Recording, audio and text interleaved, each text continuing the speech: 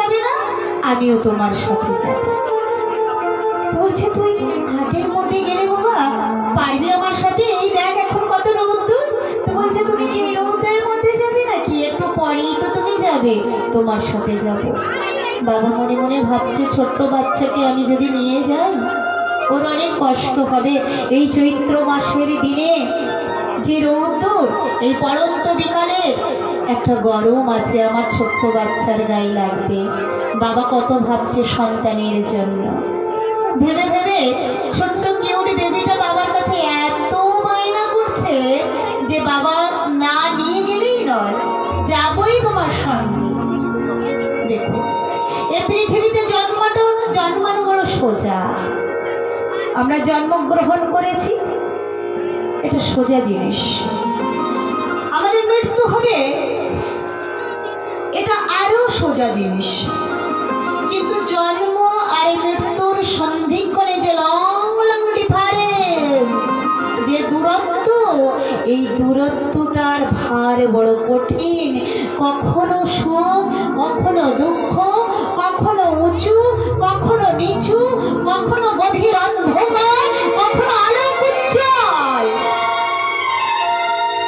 কখনো ক্ষুধার্ত, কখনো আবার ভরা পেটে, কখনো প্রস্ফুটিত ফুলের মতো সংসারটা সুগন্ধময় সুখময় হয়ে ওঠে আমাদের কাছে, আবার কখনো বাসি ফুলের মতো ঝরে যায় আমাদের দেহ আকাশে।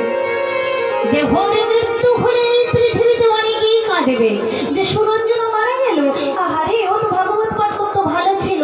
অনেকে আমার কথা ভেবে কাঁদবে।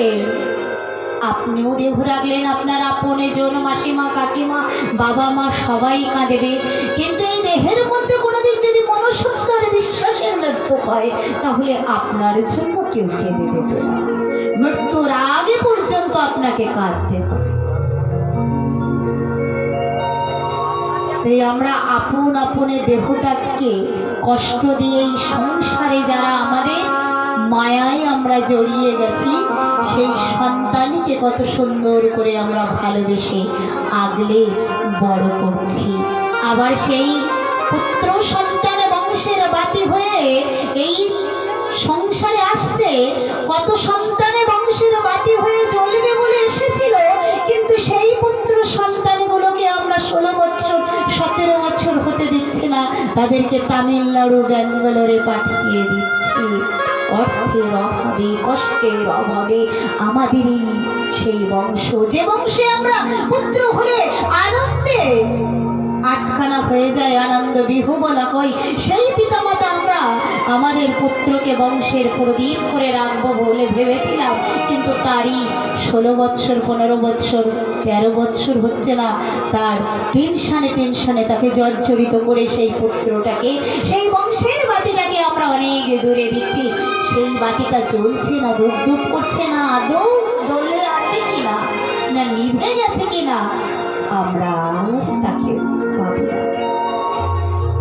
তাই সংসারের যে আপন বস্তু, যার জন্য আমরা ছোট থেকে কষ্ট করছি, অনেক কিছু করছি, কিন্তু তাকে আবার তুলে ধরে সুন্দর করে রাখতে পারছি না।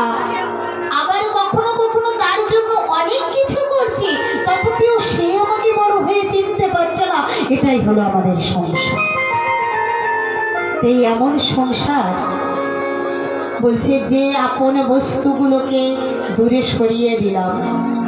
আপন বস্তু কি না, মাতৃগর্ভে যখন আমরা ছিলাম কথা দিয়ে এসেছিলাম, ওহে গোবিন্দ, কিবা কীট পতঙ্গ গুল্ম আদি পশু পাখি বৃক্ষজনিতে